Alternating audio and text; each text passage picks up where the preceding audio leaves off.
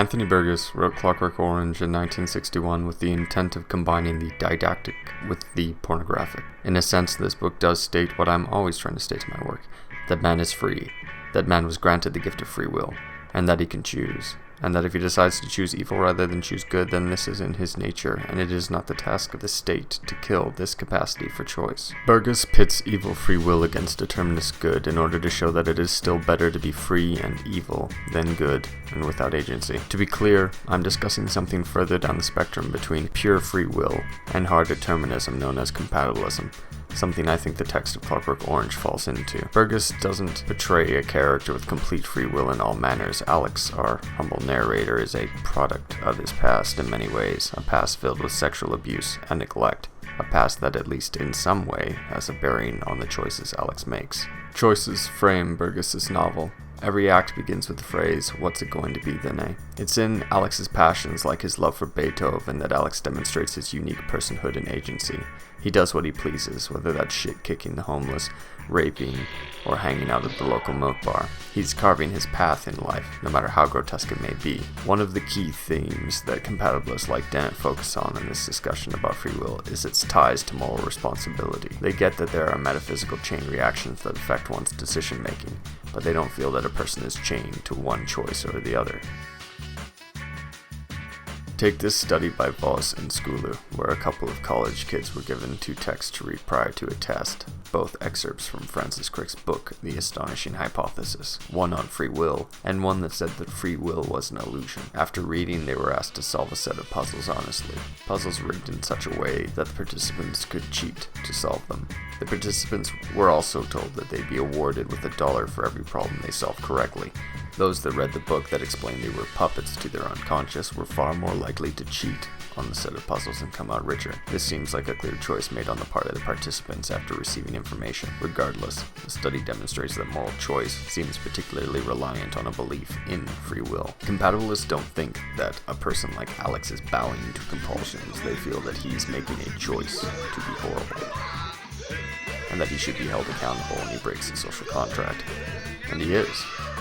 Interestingly enough, its treatment is remarkably similar to a query posed by hard determinist Harris about solving psychopaths.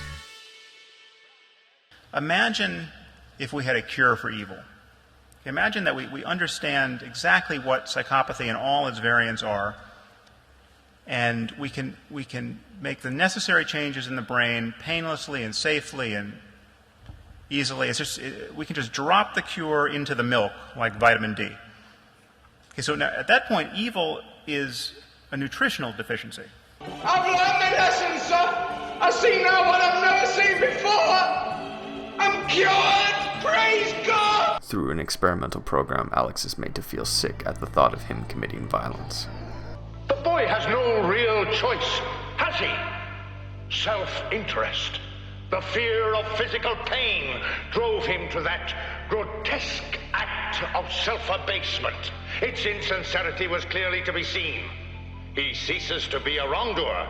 He ceases also to be a creature capable of moral choice. Alex is turned into a Clockwork Orange. He has the appearance of an organism lovely with color and juice, but it is in fact only a clockwork toy to be wound up by God or the devil, or since this is increasingly replacing both, the almighty state. Oh no!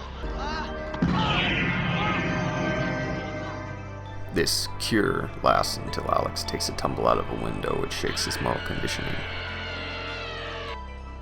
You sold me a crummy watch. I want my money back. You know what you can do with that watch? Stick it up your ass! Good. But interestingly enough, in the British version of the book, when Alex tries to get back to his violent ways, the thrill is gone. His heart isn't in it, and upon seeing one of his old droogs with a family, Alex considers, for the first time, growing up, and perhaps even starting a family of his own. He considers what it might mean to be good, out of the nobility of his heart. It's a choice. A choice like saving the little sisters or harvesting their atom. Let's dive into the other end of the spectrum, determinism, and look at BioShock. I want to remain myopic to the first game in the series because discussing the third would make this video 30 minutes rather than 10. BioShock takes place in an Art Deco objectivist dystopia called Rapture, an underground city created by a man named Ryan. I am Andrew Ryan. A man who prides himself in free will. Is a man not entitled to the sweat of his brow? In BioShock, you play a stranger to Rapture. You're aided by an Irishman who kindly asks you to help save his family. I've got a family. I need to get them out of here. When they perish, he kindly asks you to kill Ryan, the man he deems responsible for it. Now would you kindly head to Ryan's office and kill the son of a bitch? Unfortunately, in the game, you can't move forward unless one complies every time that Atlas asks, "Would you kindly?" Would you kindly find a crowbar or something? It's a sort of meta joke on the gaming industry in general. You can solve the task asked of you however you please, but you have to complete it to move on. At the end of the second act, you realize that you've been brainwashed by Atlas to do anything that he says through the phrase, "Would you kindly?" Would you kindly find that? Would you kindly find that? Would you kindly find? Would you kindly get this thing? Would you kindly head to Ryan's office and kill the son of a bitch? Not only that, Atlas is really Ryan's supposedly long-dead rival, Fontaine. That wife and child bit. Oh, me poor mother! I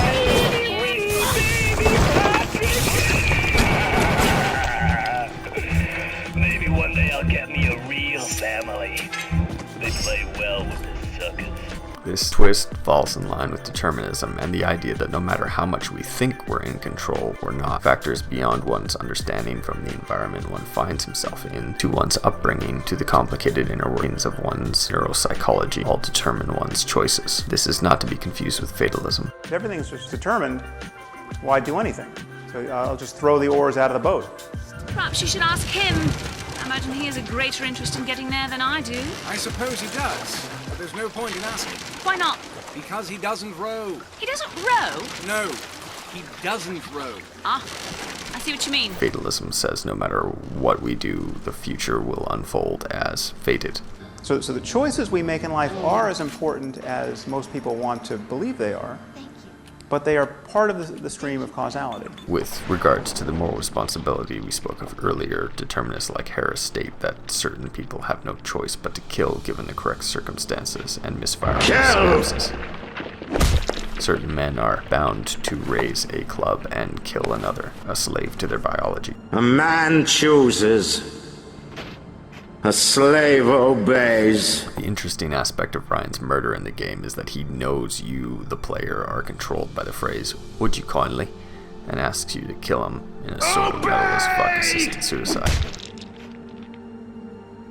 But what if the choice came from somewhere else outside of his control, and his mouth merely followed the order? Through the lens of determinism, the words that entered his head came from nowhere of personal agency. Take this study by Libet, where participants are hooked up with neural sensors and asked to watch a clock. They are urged to press one of two buttons to stop the clock, and then enter the position of the clock hand when the participant felt the urge to press either button. The sensors recorded that the motor areas of the brain built up electrical activity in preparation for the willed choice about 2,000 milliseconds prior to the participants recognizing a conscious desire to actually hit the button. The opinion of this study on the part of determinists is, if the unconscious brain processes have already taken steps to initiate an action before consciousness is aware of any desire to perform it, the causal role of consciousness and volition is all but eliminated. In other words, I'm driven by my unconscious. I'm like a car with an intense sense of self. The reason I mention this study is because despite all the determinist aspects, BioShock does offer the players a choice of which path they can go down when it comes to saving the little sisters. Did you choose to save the little sisters because you believe you have free will and that affected your moral responsibility? Or did you resign to drain the children of their life force because you wanted the atom, like the participants in the first study that wanted money? And when you did what you did, were you really in control? Or did your unconscious decide before the thought even crossed your mind? So many questions, so many choices. So what's it going to be then, eh?